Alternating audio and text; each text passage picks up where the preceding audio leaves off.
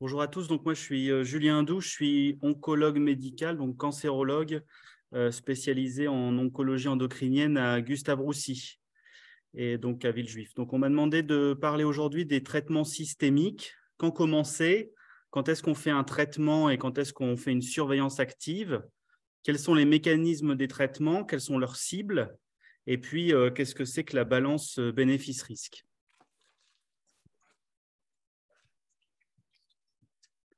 Donc, juste pour commencer, un petit point sur les cancers thyroïdiens et leur biologie.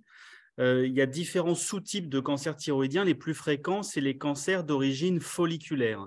Alors, qu'est-ce qu'on appelle un cancer d'origine folliculaire? C'est ce que vous voyez ici sur l'image.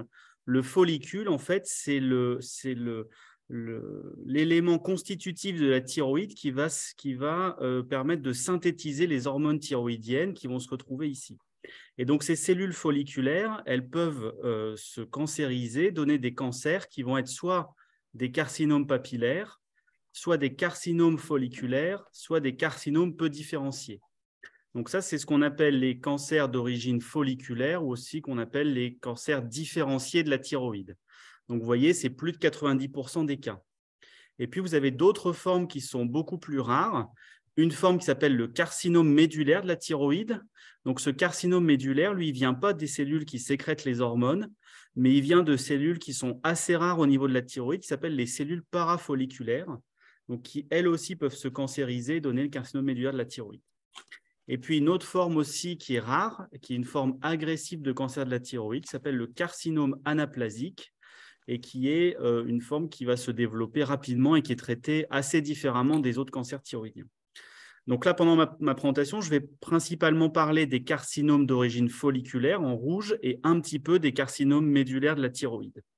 Donc ce qui est important, c'est qu'à chaque fois, le diagnostic il se fait au microscope par les médecins qu'on appelle les anatomopathologistes.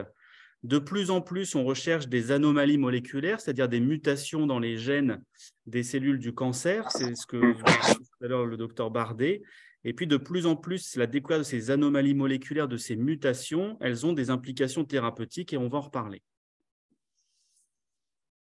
Alors, comment ça se passe le traitement? Donc, on a vu les premières étapes là, dans la présentation précédente. On identifie un nodule, on fait une cytoponction, la cytoponction est suspecte et puis on décide finalement de faire une chirurgie de la thyroïde et éventuellement des ganglions du cou. Et puis une fois qu'on a fait cette chirurgie, on discute le dossier en RCP. Donc la RCP, c'est la réunion de concertation pluridisciplinaire. Donc c'est là où des médecins de différentes spécialités, donc des endocrinologues, des médecins nucléaires, des anapathes, des radiologues, des oncologues vont se réunir pour décider qu'est-ce qu'il faut faire après cette chirurgie initiale. Et donc, en particulier, ce qu'on discute, et ça c'est pour les carcinomes différenciés de la thyroïde, c'est est-ce qu'il faut faire un traitement par iode radioactif ou pas après. Ce n'est pas systématique, ça dépend un petit peu de la forme de cancer de la thyroïde. Une fois qu'on a fait ou pas ce traitement par iode radioactif, adjuvant, après, dans la grande majorité des cas, on fait une surveillance. Et donc, une surveillance biologique avec des prises de sang. On fait un dosage de thyroglobuline et puis un dosage avec une échographie cervicale régulière. Et en règle générale, on fait une surveillance une fois par an. Et vous voyez que dans la très grande majorité des cas, ici, que plus de 85%, on obtient une guérison et on surveille la thyroglobuline qui n'augmente pas et on a un suivi qui est assez simple. Dans 5% des cas, au cours de la surveillance, on va pouvoir détecter soit une augmentation de la thyroglobuline qui parfois peut être isolée, sans aucune anomalie, et principalement dans ces cas-là, on continue à surveiller la thyroglobuline.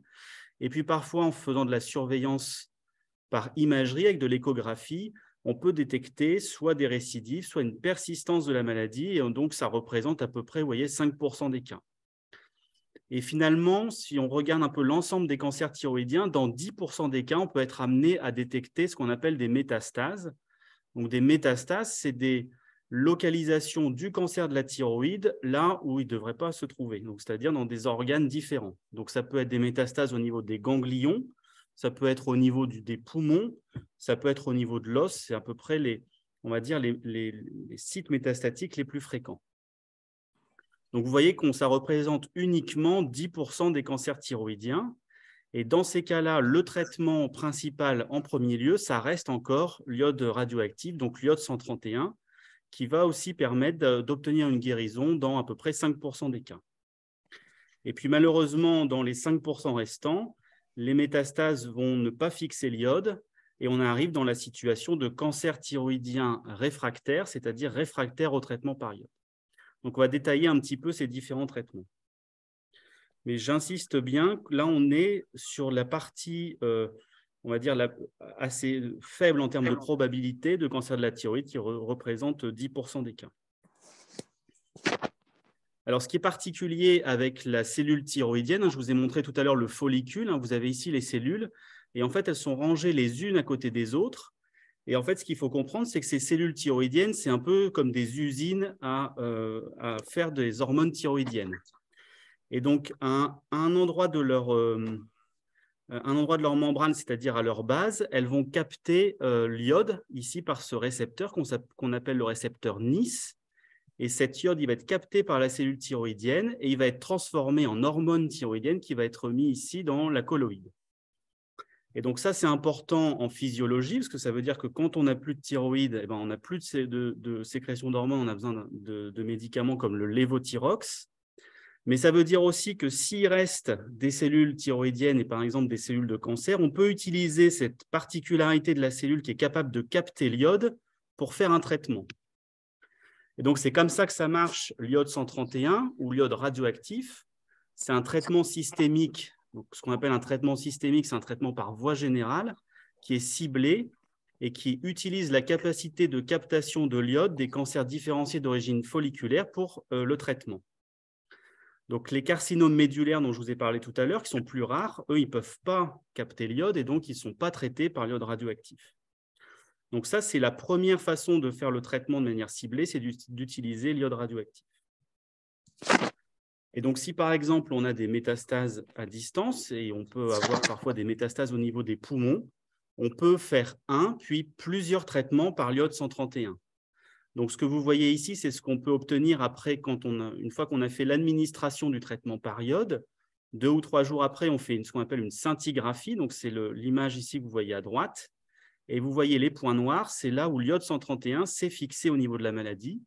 Et si ça se fixe au niveau de la maladie, ça veut dire que ça la traite, parce que ça veut dire que l'iode a été capté et qu'elle va déposer de la radioactivité directement dans les cellules tumorales. Et donc, ça va permettre petit à petit de faire diminuer la taille des tumeurs. Et dans un tiers des cas, chez des patients qui ont des métastases, on peut avoir une rémission complète. Donc, on peut aller jusqu'à dire que c'est une guérison uniquement avec le traitement par iode radioactif. Donc, on a vu 30% des cas, on peut avoir une guérison avec l'iode radioactif, mais malheureusement, parfois, le cancer ne va pas bien fixer l'iode et on va être devant une situation qu'on appelle le cancer réfractaire à l'iode. Alors, comment on définit ce caractère réfractaire à l'iode? En fait, il y a plusieurs situations. Soit la tumeur elle ne fixe pas du tout l'iode, c'est la situation 1.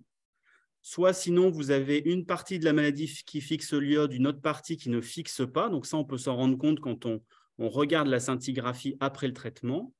Soit vous avez la tumeur qui a fixé l'iode, mais qui augmente dans l'année qui suit le traitement. Donc ça veut dire que l'iode ne fonctionne pas bien.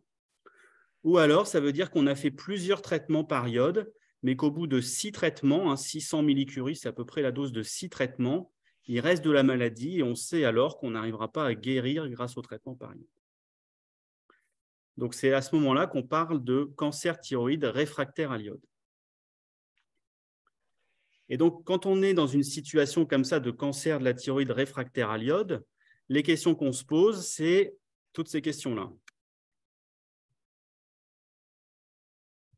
En fait, le but de tout ça, c'est est-ce qu'il faut vraiment traiter ou est-ce qu'il faut surveiller? Donc, on a besoin d'une discussion en RCP, en réunion de concertation pluridisciplinaire. Et donc, ce qu'on regarde chez le patient, c'est est-ce qu'il y a des symptômes liés à la maladie? Parce qu'on peut très bien avoir des métastases sans aucun symptôme et mener une vie parfaitement normale. Et donc, dans ces cas-là, parfois, il n'y a pas besoin de traitement. En fonction de l'âge, en fonction des comorbidités, des patients qui vont être très malades par ailleurs, il ne faut pas les rendre plus malades avec des traitements. Le mode de vie, comme je vous ai dit, le terrain particulier, par exemple des patients âgés. De plus en plus, la biologie moléculaire, c'est-à-dire est-ce qu'il y a des mutations particulières dans le cancer? On va y revenir. On utilise aussi le PET scan pour pouvoir avoir un bon bilan d'extension. On essaye d'évaluer est-ce qu'il y a beaucoup ou pas beaucoup de tumeurs, quelle est leur taille, où se trouvent les métastases, au niveau des os, au niveau du cerveau, quel est le sous-type de cancer de la thyroïde, et puis finalement, est-ce que ça évolue lentement ou est-ce que ça évolue rapidement. Et donc, quand on a fait toute cette synthèse en réunion de concertation pluridisciplinaire, on peut se dire qu'est-ce qu'il faut faire? Est-ce qu'il faut traiter? Est-ce qu'il faut ne pas traiter? Et comment traiter?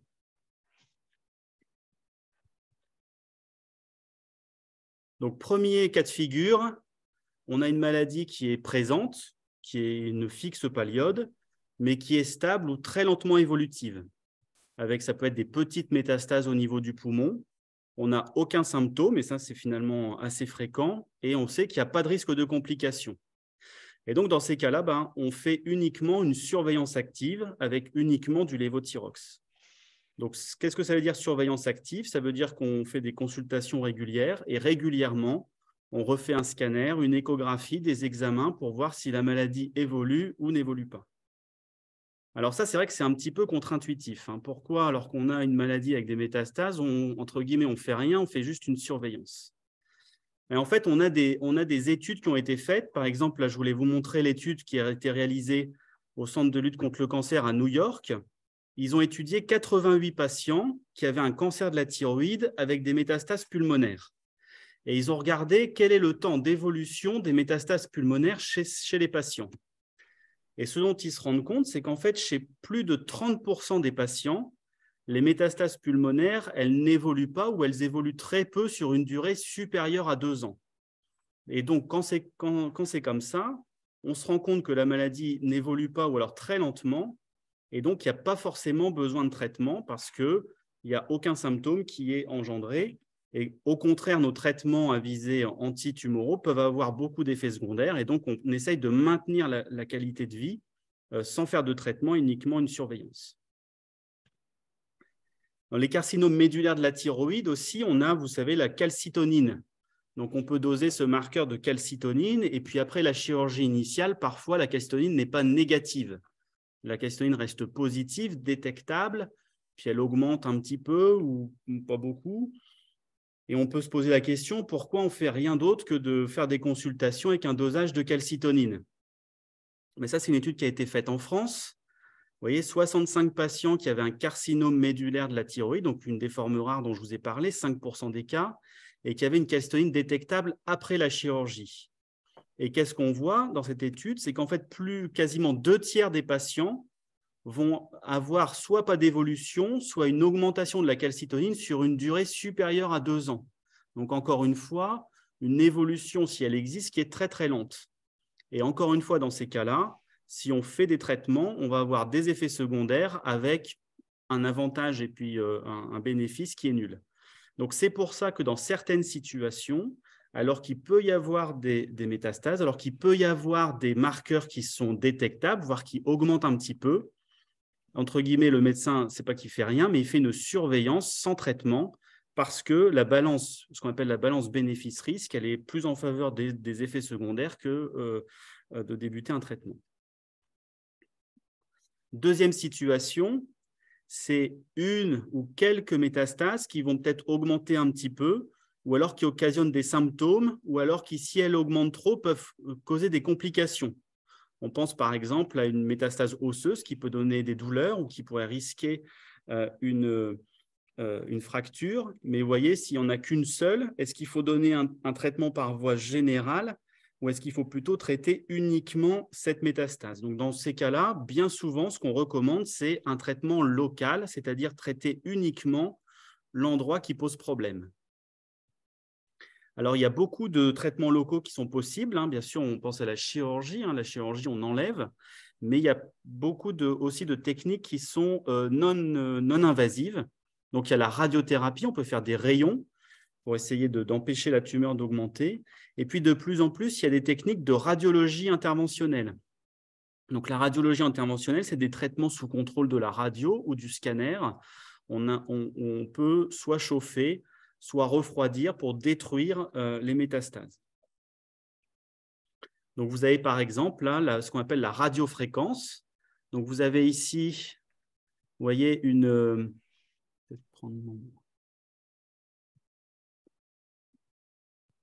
Donc, vous avez sur la droite une sonde qui va être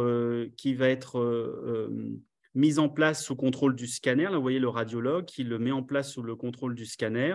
Et puis, au niveau de la métastase, ça va se développer comme un parapluie. Ça va chauffer, ça va détruire.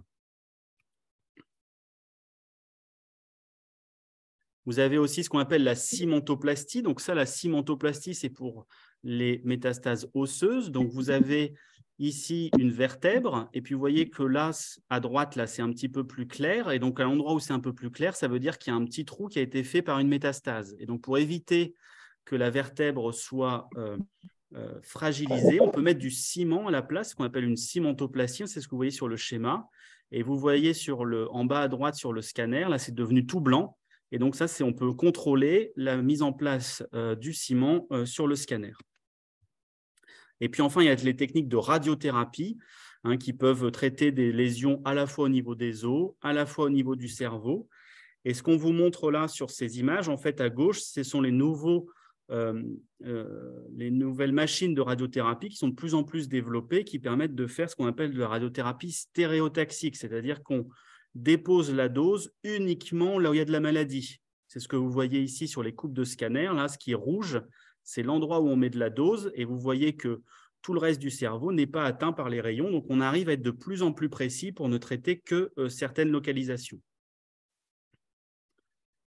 Donc, ça, c'est le traitement local, c'est quand on a une ou quelques métastases qui peuvent poser problème. Et puis, on arrive finalement à la situation qui est encore finalement la plus rare, c'est-à-dire quand on a une progression de plusieurs lésions, de plusieurs métastases, qu'on a un peu plus de volume tumoral, qu'on a plusieurs lésions et que là, il faut débuter un traitement systémique, c'est-à-dire un traitement par voie générale. Alors, qu'est-ce qu'on utilise comme traitement? On utilise principalement dans le cancer de la thyroïde des anti-angiogéniques. Qu'est-ce que c'est que des anti-angiogéniques? Ce sont des médicaments qui vont empêcher le développement des vaisseaux sanguins au niveau de la tumeur. En fait, ce qu'il faut savoir, c'est qu'une petite tumeur, là au début, ce que vous voyez à gauche, pour pouvoir se développer et grossir, elle va devoir faire venir des vaisseaux sanguins. C'est ce que vous voyez là au milieu. Et puis à droite, les vaisseaux sanguins vont se développer. Ça va permettre à la tumeur d'augmenter. Et ce qui caractérise les cancers de la thyroïde, c'est qu'ils ont une très grande capacité à créer ces vaisseaux sanguins. Mais heureusement, on a aussi une grande capacité à créer des médicaments contre les vaisseaux sanguins pour justement contrer ce développement tumoral. Et donc, c'est comme ça qu'ont été développés les médicaments contre le cancer de la thyroïde. On a ici les traitements de référence qui ont été validés dans des études, le lenvatinib et le sorafenib, par exemple, pour les cancers différenciés. Qu'est-ce qu'ils vont faire ces médicaments? Ils vont ici jouer là, au niveau des vaisseaux. Là, vous voyez les vaisseaux, vous voyez la thyroïde où il y a la tumeur. Et là, si on regarde au microscope les vaisseaux, ils ont un récepteur ici qu'on appelle VEGF. Et donc, si on va bloquer ce récepteur, on va bloquer les vaisseaux nourriciers de la tumeur. Et c'est ça que font les médicaments qu'on utilise pour le cancer de la thyroïde, en particulier lenvatinib et sorafenib. Ça, c'est les médicaments qu'on utilise en première ligne, c'est-à-dire la première fois où il y a besoin d'un traitement. Et puis, en cas de progression, on peut utiliser un deuxième type de traitement qui s'appelle cabozantinib, qui lui aussi agit comme ça sur les vaisseaux de la tumeur. Dans les carcinomes médullaires de la thyroïde, on a aussi des médicaments avec à peu près le même mécanisme d'action qui s'appelle vandetanib et cabozantinib. Donc ça, c'est des médicaments qui agissent à la fois au niveau du vaisseau, là en haut, mais qui agissent aussi sur la cellule tumorale et qui agissent au niveau de plein de récepteurs différents de la cellule tumorale, là que vous voyez dans les différentes couleurs, pour essayer de bloquer un peu l'évolution de la cellule tumorale. C'est ce qu'on appelle les inhibiteurs multicibles, en bas à droite. Et de plus en plus, ce qui est développé, c'est des inhibiteurs sélectifs qui vont inhiber uniquement une mutation bien particulière qui est présente au niveau du cancer de la thyroïde. Alors, comment on sait et comment ça marche, ces traitements très ciblés? Pour que ça marche, il faut déjà qu'on ait réussi à décoder l'ADN des cellules tumorales. Donc, vous savez que l'ADN, c'est le constituant des noyaux. Donc, vous avez ici une cellule. Dans le noyau, vous avez des chromosomes. Et au niveau des chromosomes, en fait, le chromosome, c'est l'enroulement de l'ADN qui contient l'information génétique. Et donc, ce qu'on va faire, c'est qu'on va utiliser les prélèvements qui ont été faits, soit par biopsie, soit au moment de la chirurgie, et on va les analyser pour essayer de trouver où est-ce qu'il y a eu des mutations dans cet ADN pour expliquer le développement du cancer. Et donc, il y a, dans tous les hôpitaux maintenant, il y a des possibilités de faire du séquençage. Donc, qu'est-ce que c'est le séquençage? En fait, c'est la capacité de lire le code de l'ADN des cellules tumorales pour rechercher les erreurs dans ce code. Et les erreurs dans ce code, c'est ce qu'on appelle les mutations. Et ces mutations, souvent, ont pu causer le développement du cancer. Donc ça, il y a du séquençage, on va dire, de première ligne, simple. Et puis, il y a aussi en France tout un plan qui s'appelle le plan France Médecine Génomique, qui permet aussi d'avoir des séquençages plus précis dans le cas où, à la première analyse, on n'aurait pas trouvé de mutation. À quoi ça sert de faire ça? Eh bien, le but, c'est d'essayer de faire ce qu'on appelle la médecine personnalisée. Donc, vous voyez, avant, à gauche, quand on pensait au cancer, on pensait que tout le monde avait à peu près la même maladie. Et puis, finalement, au milieu, on s'est aperçu qu'il y avait des mutations différentes. On peut avoir un cancer de la thyroïde, mais avec des mutations différentes. Donc, c'est ce qui est représenté là par les couleurs différentes. Et de plus en plus, c'est qu'on arrive à trouver des médicaments qui vont être spécifiques de chaque mutation. Donc, ce que vous voyez à droite, hein, le médicament bleu pour la mutation bleue et ainsi de suite.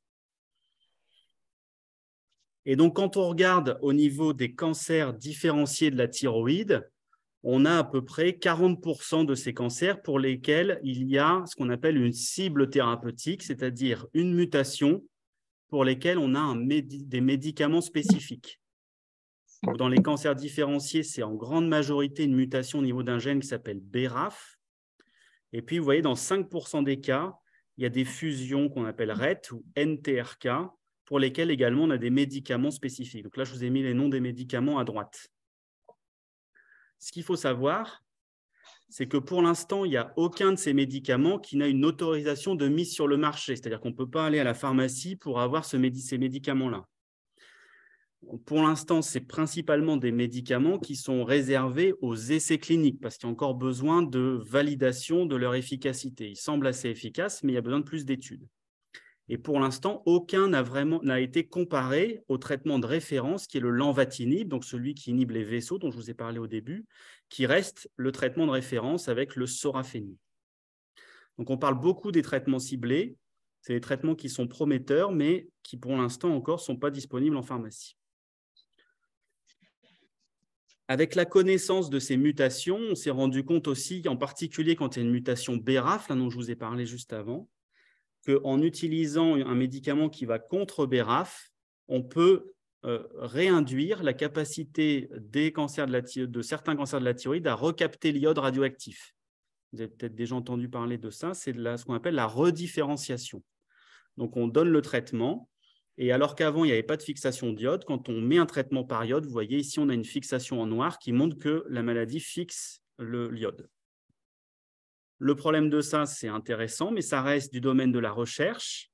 Et encore une fois, il n'y a pas d'AMM, c'est-à-dire il n'y a pas d'autorisation de mise sur le marché pour faire ce genre de traitement. L'expérience est encore limitée, et donc c'est vraiment limité à des cas très particuliers qui sont discutés en réunion de concertation pluridisciplinaire. Enfin, je voulais parler un petit peu des carcinomes médulaires de la thyroïde, donc cette forme rare de cancer de la thyroïde. Il y a des médicaments spécifiques des mutations qu'on retrouve fréquemment dans ces cancers, qui sont les mutations du gène RET, donc selpercatinib et pralzetinib. C'est des médicaments qui semblent assez efficaces. Actuellement, pour pouvoir avoir accès à ces médicaments en France, il faut participer à un essai thérapeutique qui compare ces nouveaux médicaments aux médicaments de référence qui est le vandetanib et le cabozantinib qui agit sur les vaisseaux, là, comme je vous ai montré tout à l'heure. Et ces médicaments, sinon, sont accessibles après le traitement par vandetanib. Et il faut alors que le médecin demande un accès précoce, donc c'est une autorisation sous condition. Donc encore une fois, c'est des médicaments qui sont nouveaux, mais qui ne sont pas encore disponibles en pharmacie. Alors, quand est-ce qu'on débute un traitement par ce qu'on appelle ITK, donc c'est inhibiteur de tyrosine kinase, dans les différents médicaments que je vous ai montrés, c'est quand on a une maladie qui progresse sur 1 an. Alors, selon les critères RECI, ça c'est des critères internationaux, c'est-à-dire que ça veut dire qu'il y a plus de 20% d'augmentation de taille. Donc, si vous avez 1 ou 2 mm de plus, souvent, on continue à surveiller. Et puis aussi, en cas de masse tumorale significative, il faut avoir les deux. Si on a des tout petits nodules des poumons, on sait qu'on peut probablement attendre avant de commencer. Et alors, pourquoi on ne commence pas tout de suite ces médicaments? Parce qu'en fait, ils ont des effets secondaires et potentiellement beaucoup d'effets secondaires. Donc, c'est vraiment pour ça qu'on fait de la surveillance chez les patients qui ont des petites métastases, qui n'ont pas besoin de traitement pour éviter tous ces effets secondaires. Vous voyez, il y a de la fatigue, hypertension artérielle, diarrhée, amaigrissement, syndrome main-pied, c'est-à-dire les mains et les pieds qui deviennent rouges. Et donc, ça peut parfois gêner la qualité de vie. Donc, on considère qu'on ne commence ces médicaments qui peuvent altérer la qualité de vie que si la qualité de vie est déjà altérée par le cancer, en fait. Donc, avant de commencer, on souvent fait un bilan, à la fois biologique et puis physique. Et puis, il faut une surveillance étroite. Et puis, bien souvent, on est obligé de baisser les doses. On baisse les doses dans 2/3 des cas. Et donc, il faut des équipes multidisciplinaires dans les différents centres où il y a plusieurs spécialités qui peuvent prendre en charge les patients, les cardiologues pour les histoires d'hypertension artérielle, la nutrition parce qu'on peut perdre du poids, l'équipe de la douleur, etc. Donc, on adapte le traitement régulièrement, on évalue l'efficacité en refaisant un scanner tous les 3 mois en règle générale. Et puis, on évalue la tolérance sur les effets secondaires, donc qu'est-ce que je ressens, et puis au niveau biologique, au niveau des prises de sang. Donc, le principe de ces médicaments, c'est qu'une fois qu'on commence, on ne les arrête pas. Donc, on les continue tant que c'est efficace et bien supporté. Donc, c'est des traitements qui sont au long cours. S'il y a un effet indésirable, soit on baisse la dose, soit on arrête provisoirement, et on baisse ensuite la dose.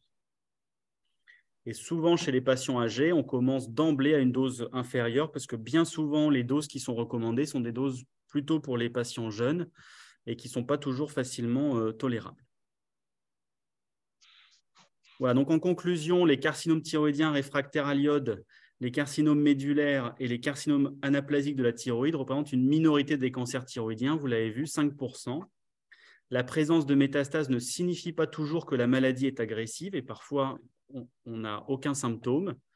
La décision de traitement, ça repose sur une analyse globale des patients, de l'état général, de la maladie, de l'évolution. Et donc, ça nécessite des discussions en réunion de concertation pluridisciplinaire. Et vous savez qu'on est organisé en France en réseau. Donc, c'est ce qu'on appelle le réseau TUTIREF, des tumeurs thyroïdiennes réfractaires. Et donc, dans chaque région, il y a une RCP spécialisée dans les cancers de la thyroïde réfractaire pour justement prendre les meilleures décisions. À chaque fois, on a 3 grandes options de décision, soit la surveillance, soit les traitements locaux, soit les traitements systémiques, donc par voie générale. Je vous ai expliqué un petit peu les mécanismes d'action des inhibiteurs de tyrosine kinase. On voit qu'ils sont efficaces, mais ils ont des effets secondaires qui nécessitent une surveillance stricte. Et puis, vous avez vu aussi de plus en plus que la connaissance des altérations moléculaires, donc des mutations au niveau des cancers, ça permet de proposer des traitements plus ciblés, plus personnalisés, mais encore à l'heure actuelle, souvent dans le cadre d'essais thérapeutiques et pas encore forcément disponibles en pharmacie. Et je vous remercie pour votre attention. C'est un diaporama que j'ai préparé avec des diapositives de mes collègues et je suis prêt à répondre à vos questions ainsi que le docteur Bardet.